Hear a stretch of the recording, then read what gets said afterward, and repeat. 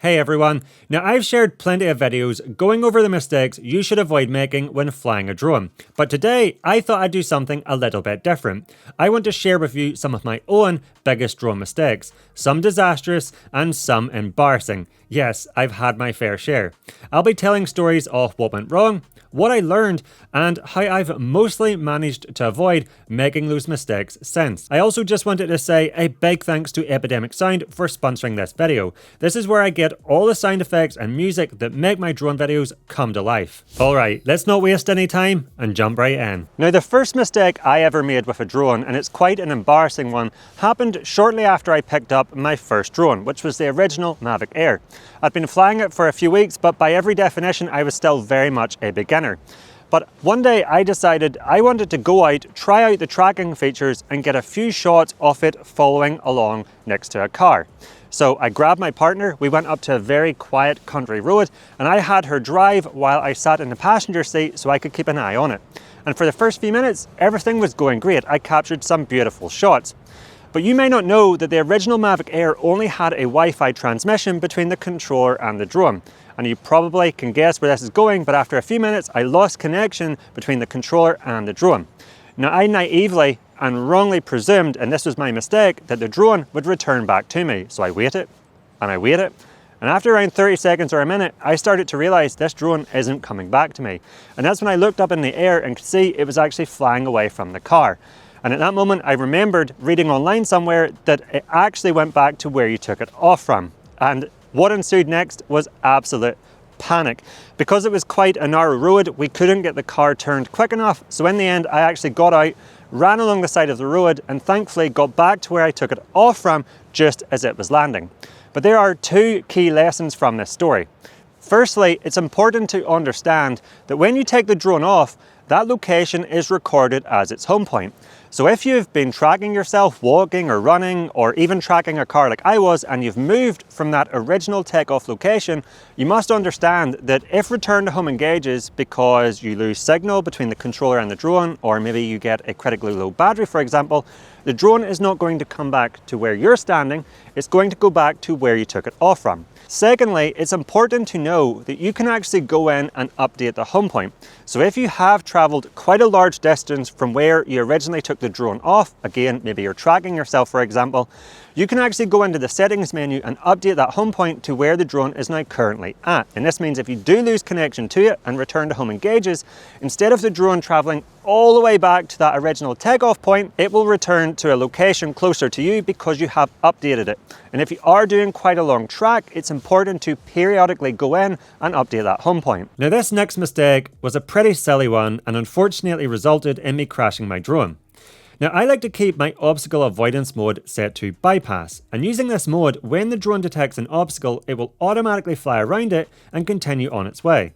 Now one day I was at this absolutely beautiful waterfall location, and I wanted to capture a clip where the drone flew straight towards the waterfall. But there were some overhanging branches, and although they weren't in the flight path of the drone, the obstacle avoiding sensors were picking them up, and that bypass mode was causing the drone to weave around a bit. So to get the perfectly straight shot I wanted, I just turned off obstacle avoidance, and everything worked beautifully. I got the clip I wanted, and I packed up and went home. Now a few days later, I was at another location, and as normal, I took the drone out, put it in the air, and was flying it around capturing clips, and at one point there was an obstacle in front of the drone. But I'm used to being in bypass mode, so I just flew towards it knowing that the drone would automatically fly around it. But to my surprise, the drone flew straight into it and crashed, and I was very confused. It was only after I went into the settings to double check the obstacle avoidance mode that I remembered that I'd turned it off on a previous flight. I couldn't believe I'd made such a silly mistake. So I have two tips to help prevent this from happening to you. Firstly, if you're out flying and you turn off the obstacle avoidance mode, because sometimes you do have to do it, before you pack up for the day, make sure you go back into the settings menu and turn it back on. Don't think, oh, don't worry, I'll switch it back on in the next flight. I'll remember to do that. Trust me, you probably won't. Just turn it back on before you finish up for the day. Secondly, before you start any flight, just go into the settings menu and double check obstacle avoidance is on. And it could save you from making this mistake and potentially crashing your drone. Now this next mistake is so easy to get caught out by. It's caught me out, and I know so many others it has caught out as well, not just beginners. So around a year or two ago, I just picked up a new DJI drone, and I'd went out and captured a bunch of clips with it. I captured some clips using the standard video recording mode, but I captured others using quick shots. Now when I came home and downloaded the footage to my computer and was watching it back, the clips I captured in the standard video recording mode all looked fantastic. But when I started watching some of my quick shots back, I was thinking, these look really low quality. And sure enough, when I checked the resolution, the quick shots were all recorded in 1080p. But I find this really confusing because the standard video recording mode clips, those were all 4K, and that's what I set the resolution to on the drone. Now at the time, I just chalked this up to a glitch. I couldn't quite work out what had happened.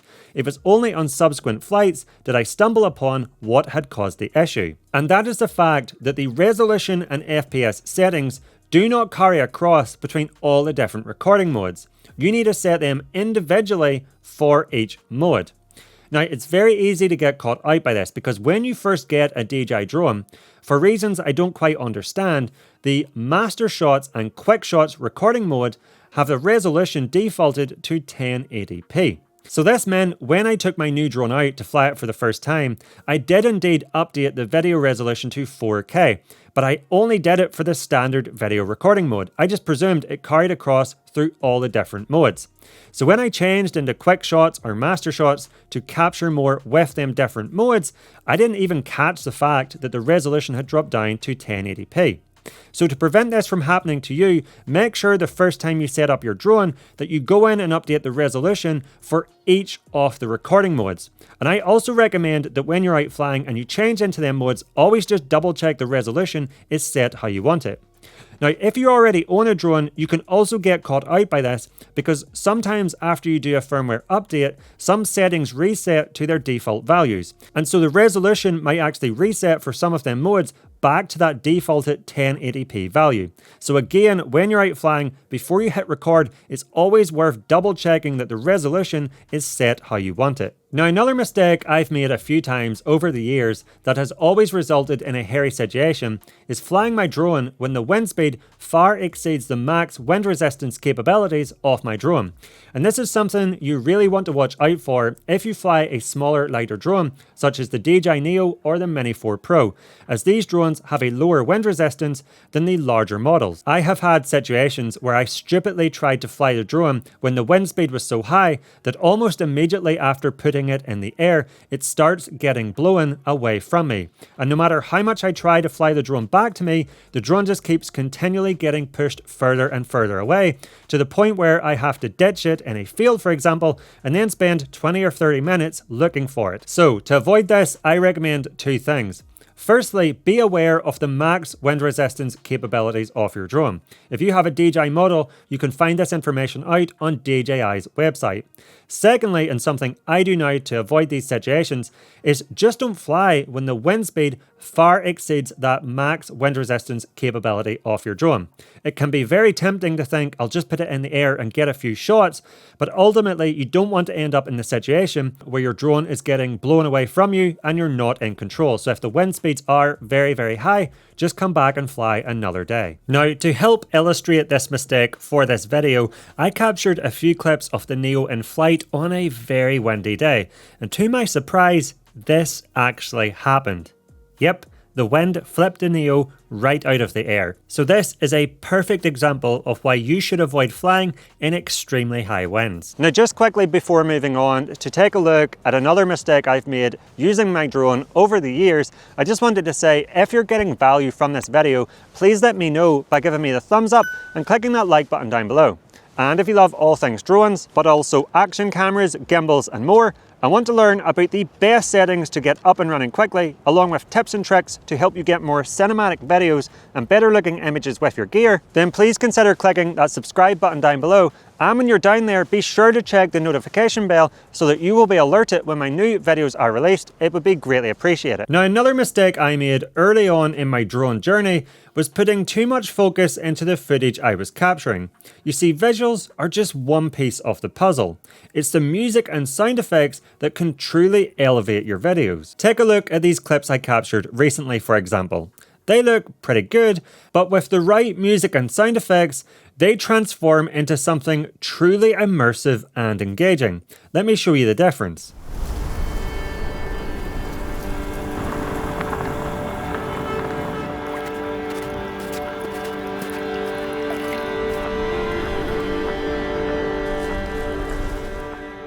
Quite a difference, I think you'll agree. So hopefully you can see that by adding some carefully selected sound effects and music to these clips, you can bring them to life and dramatically change how they feel as you watch them. So if you are looking for a massive library of professional sounding music and sound effects for your drone videos, then I highly recommend checking out Epidemic Sound. I have been using them for years and they make it super easy to find exactly what you need, from pop, hip-hop, electronic, to my favourite, cinematic. There isn't a genre or mood they don't have the perfect music for. And they also have a massive library of sound effects as well to help transform your videos into something unforgettable. One thing I really appreciate about Epidemic Sound is that they are always updating their platform and bringing out new features to help make your workflow faster and easier.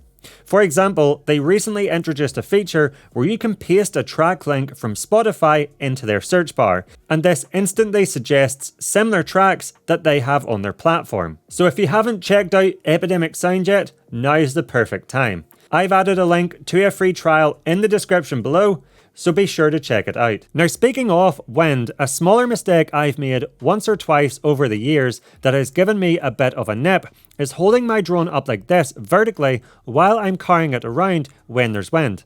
You see, even though the drone is off, the wind can actually start to spin them propellers and they can spin up pretty fast. And if you're not paying attention and one of them hits your fingers, take it from me, it can hurt a little bit.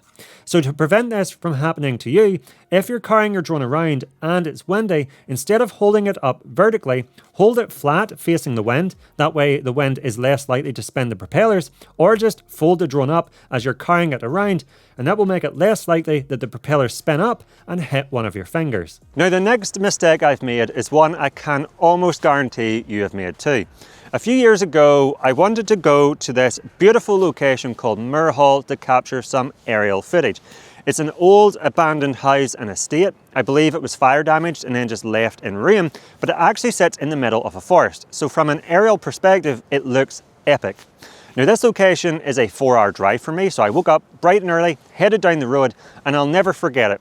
Just as I pulled into the car park, something in my mind went, what about the memory card? And that's when I realized I forgot to pack a memory card. I couldn't believe it. I thought, I've just traveled all this way and I'm not going to be able to capture any footage. Thankfully, in the end, I found a shop nearby that sold micro SD cards, so I managed to go there, purchase a new one, get back to the location quickly, and I did, in the end, capture some beautiful footage of this amazing location.